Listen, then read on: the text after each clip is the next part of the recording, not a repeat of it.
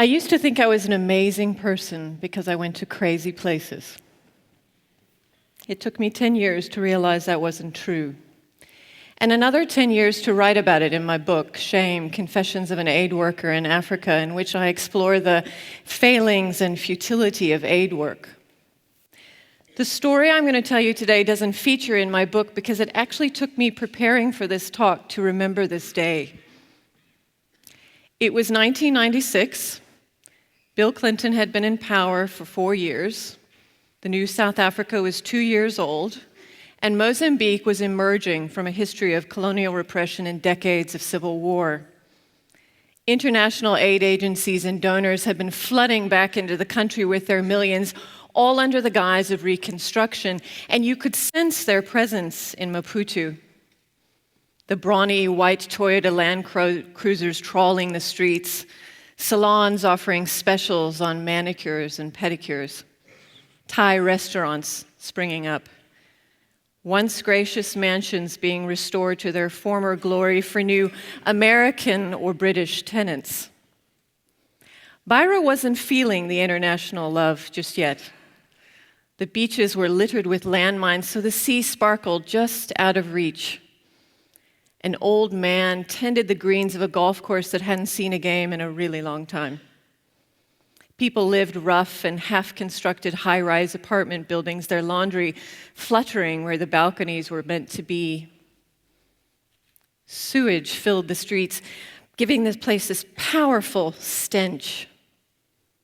It was, by anybody's estimation, a crazy place.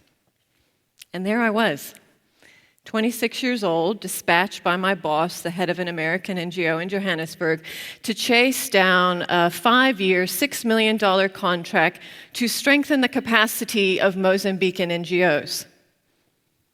I'd never before been to Mozambique.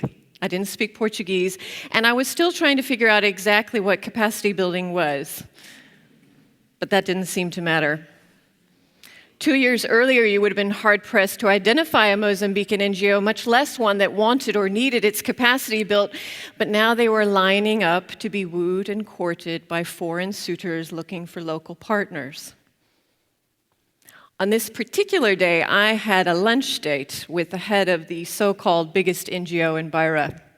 Carlos was a very popular guy, highly sought after as a partner, so I felt pretty lucky to have gotten a place on his dance card. And I remember that morning as I got ready to go, looking in the mirror and feeling kind of giddy. My career in the aid industry was looking really promising. The restaurant we went to was the in place for expats to take their prospective partners. And as we sat down, Carlos told me he'd been there for lunch every day that week. It was a curious place. There was only one thing on the menu: chicken and chips. Peri-peri chicken and chips, a suitable choice for locals and internationals alike. And yet still the waiters, all booted and suited Mozambican men of a certain age, came with their wilted pads to take your order for chicken and chips. The owner of the restaurant was a Portuguese man who stood by the door of the kitchen chain smoking and keeping a watchful eye on his new Mercedes, which was being guarded by an unusually surly-looking 8-year-old. But perhaps the most curious part about this restaurant was that it was surrounded by a cage. Literally. Bars all around and over our heads, and a net over us as well, wide enough and tall enough not to be a nuisance, but a cage nevertheless. A guard stood by the gate of the cage, and next to him, a man was propped up begging for food. And yet he couldn't actually speak because half of his face had been blown off by a landmine, along with one of his arms and both of his legs. He was the most gruesome human being I had ever seen. The kind of hideous that Hollywood tries and fails to mimic. So I couldn't bear to look at him. But I couldn't take my eyes off of him either. I found it really hard to focus on my conversation with Carlos about capacity building and participation and empowerment, and I found it almost impossible to eat my chicken and chips. caught between the guilt of eating food that this man so desperately needed and the potential shame of leaving food that he so desperately wanted. I couldn't imagine anyone else in the restaurant would give him my leftovers because no one else seemed to notice him. Table after table of one white person, one black person, one local, one foreigner, heads down in important conversation. Meanwhile, the one person worthy of a little bit of human compassion was being expertly ignored. He must have thought that this hot spot of international do-gooders was the best place in Beira to prop himself up to make his plea. Little did he know how well we avoid the people who don't make money for us. I briefly considered giving him my food, but I thought that would reveal me as the rank amateur I really was.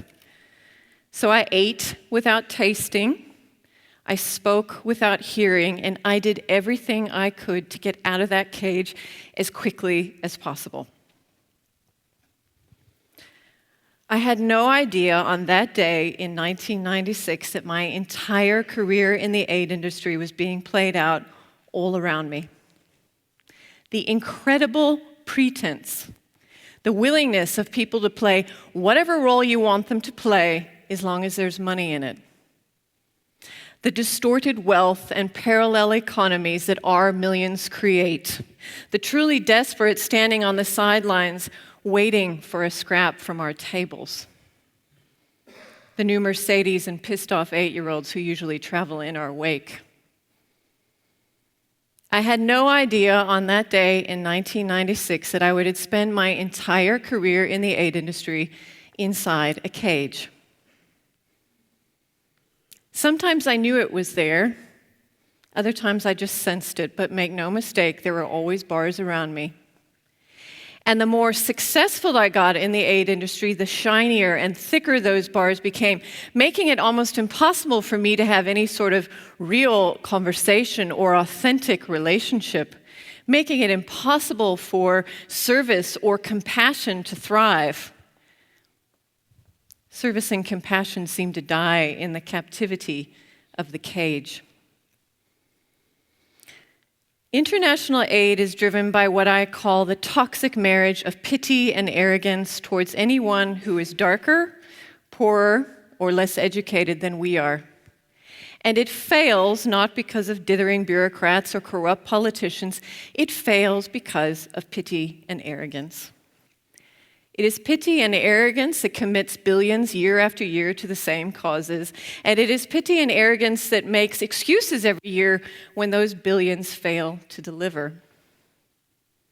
It is pity and arrogance that sends a 26-year-old woman to a broken country to try to decide how to fix it.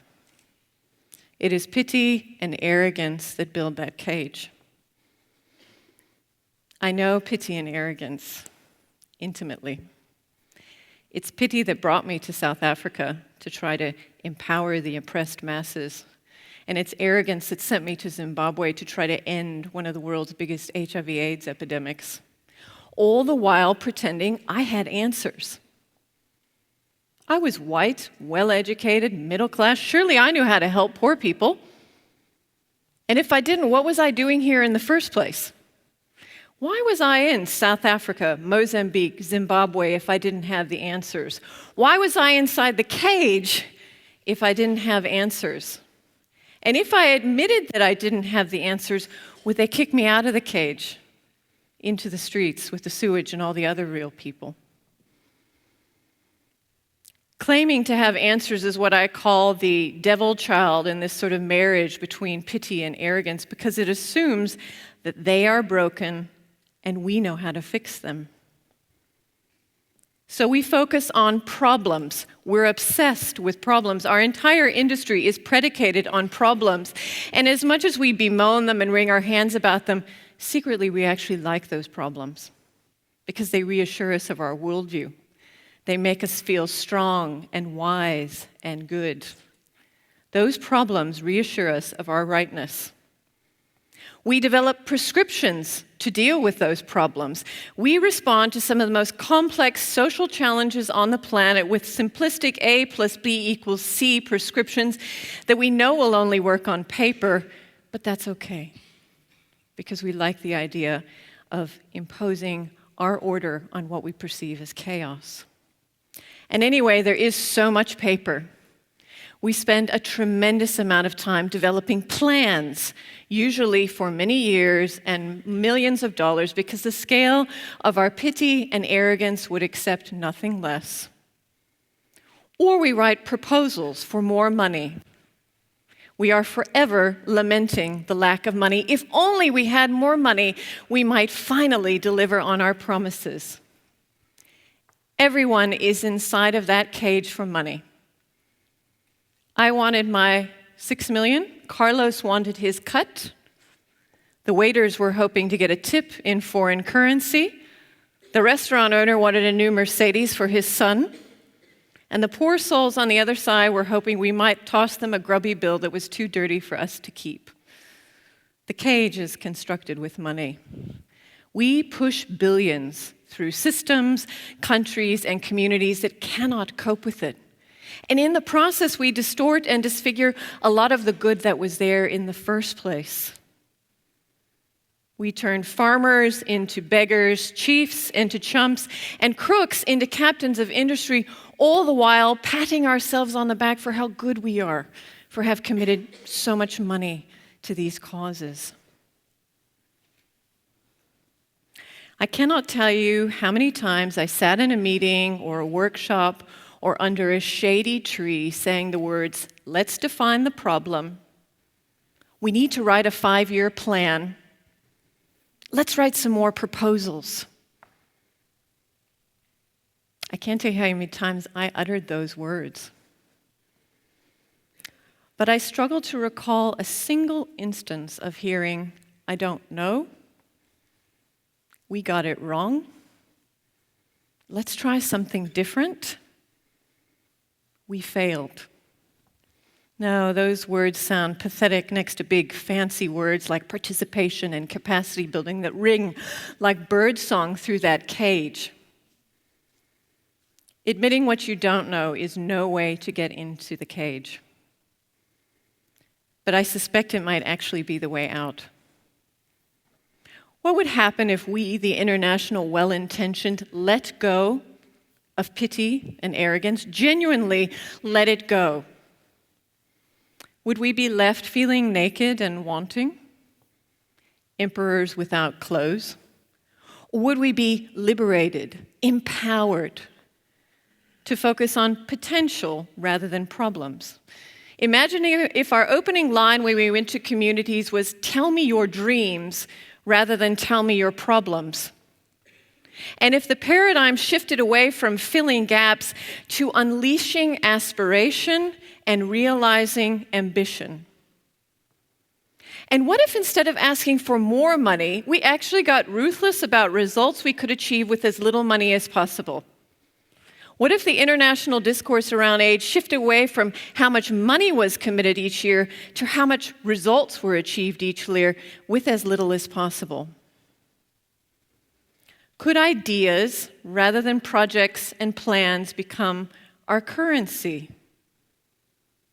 And if they did, would we have the humility to help harvest other people's ideas rather than just hawking our own?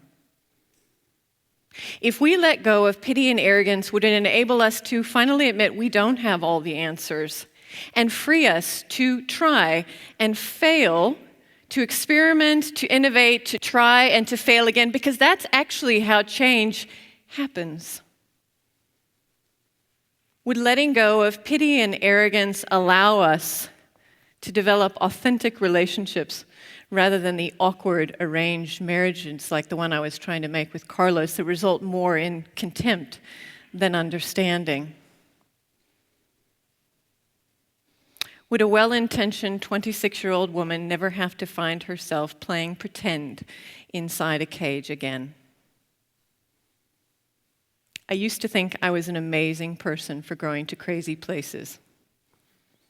I have since realized that those amazing people are probably already there. If only I'd had the courage to step out of the cage and go and find them. Thank you.